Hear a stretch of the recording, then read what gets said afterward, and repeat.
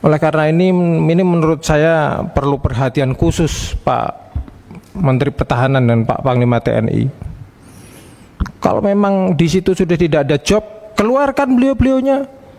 Kementerian Pertahanan masih butuh banyak, kementerian di luar pertahanan juga masih butuh banyak tenaga-tenaga beliau.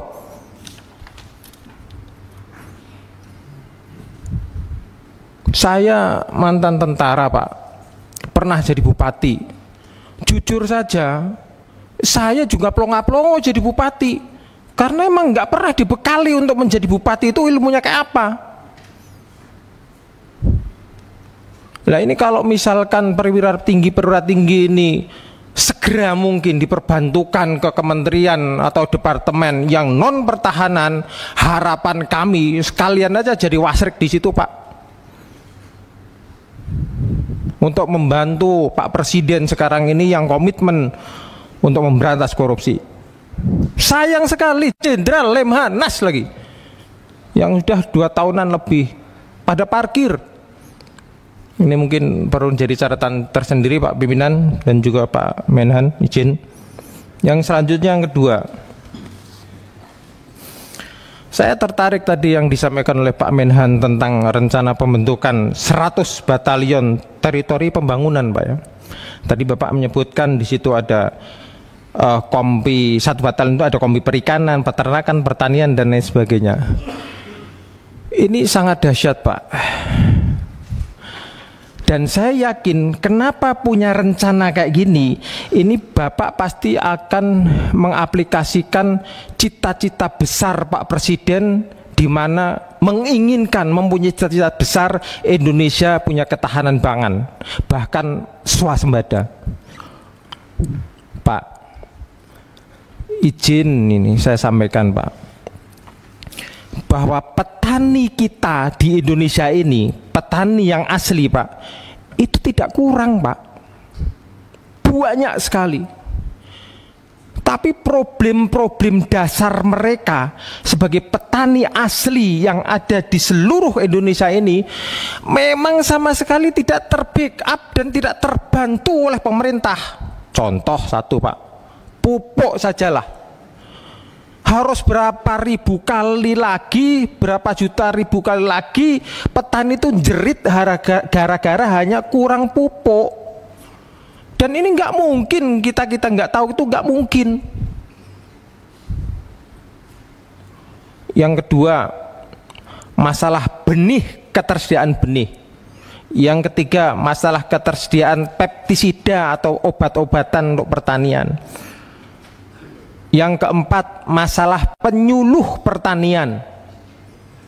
1 orang penyuluh pertanian ini Pak, itu bisa mengcover 3 kecamatan. Lah bisa kerja dari mana? Yang paling sadis lagi ini Pak, pada saat mereka panen malah impor datang. Saran aja Pak, yang 100 batalion ini lah mbok di link up-kan saja Pak untuk jadi penyuluh pertanian yang langsung terjun, bareng sama petani. Bukan saya tidak setuju masalah pembukaan lahan baru Pak, bukan.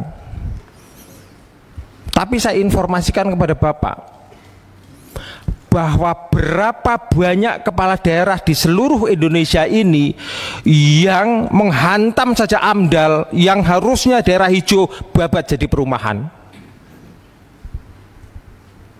Berapa banyak? Ini harusnya tanggung jawab pemerintah juga.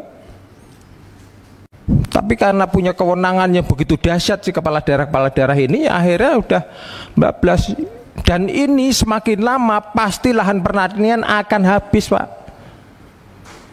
Mohon untuk dipertimbangkan Pak usulan kami itu, sehingga keterlibatan 100 batalion teritorial pembangunan ini betul-betul bisa manfaat luar biasa Pak. Karena saya sendiri tidak menginginkan untuk gagal. Yang ketiga Pak, saya tertarik tadi yang Bapak sampaikan bahwa keterbukaan dan transparansi dalam penganggaran di Kemenhan dan seluruh angkatan. Tadi juga Bapak nyampaikan tidak akan mengajukan anggaran kalau tidak ada review pertama dari BPKP.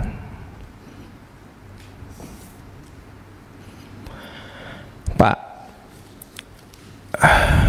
di satuan-satuan bawah unit organisasi, apakah di Kasal, apakah di darat atau di Angkatan Udara, masih banyak Pak peralatan-peralatan yang dongkrok karena kekurangan alat atau tidak bisa merawat. Apakah sudah pernah diadakan pendataan ulang terhadap peralatan-peralatan yang memang melekat dan memang sudah ada itu untuk dimaksimalkan penggunaannya, Pak?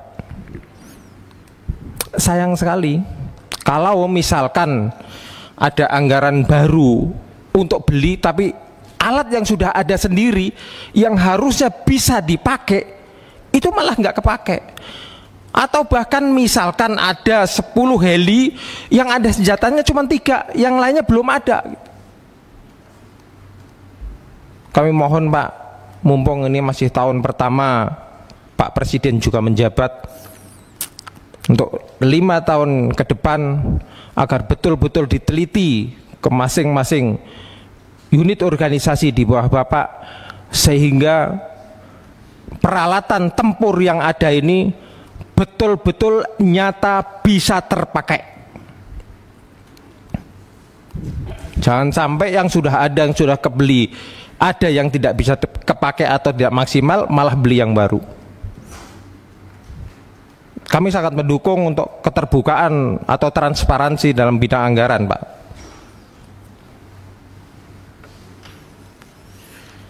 Kemudian mohon izin, ini yang terakhir untuk Pak Panglima. Pak Panglima, saya pernah dibesarkan di organisasi Angkatan Darat. Saya bangga Pak, bangga sekali. Banyak hal yang bisa menuntun saya untuk menjalani kehidupan, Pak. Ini masalah netralitas, Pak. Netralitas TNI ini saya sampaikan pimpinan, ini udahlah tidak ada duanya. Netralnya luar biasa. Saking netralnya, mendekat ke tempat TPS saja takut. Ini beberapa poin Pak yang Bapak tadi sampaikan. Upaya mitigasi konflik, penguatan penegakan hukum, tegas terhadap penyimpangan pelaksanaan pilkada seperti money politik, black campaigns dan lain-lain. Pak, sekarang itu zaman demokrasi Indonesia yang sekarang, demokrasi yang terjadi sekarang kan kita ngerti semua Pak, bagaimana dalam tanda kutip brutalnya di media nih yang lagi kencang-kencangnya ini Pak, katanya ada partai baru. Apa partai baru? Partai coklat. Nggak mungkin kalau kita nggak tahu kok. Nah, mau sampai kapan netralitas TNI ini Pak? Saya tahu Pak, netralitas TNI dalam politik itu netralitas untuk negara. Faham Pak. Tapi kalau pencetakan pimpinan-pimpinan yang melalui demokrasi ini melahirkan pimpinan yang nggak benar, mau sampai kapan? 2/3 dari kepala daerah yang ada di Indonesia itu ketangkep hukum loh Pak. 2/3-nya, sisa 1/3 aja karena belum atau mungkin karena nggak ambil. Lah ini sampai kapan TNI netral itu, sampai kapan? Kalau netral dalam artian pilihannya silahkan, tapi kalau misalkan sudah di depan mata ngelihat ada penyimpangan, apa undang-undang TNI yang bisa dipegang? Tangkep Pak.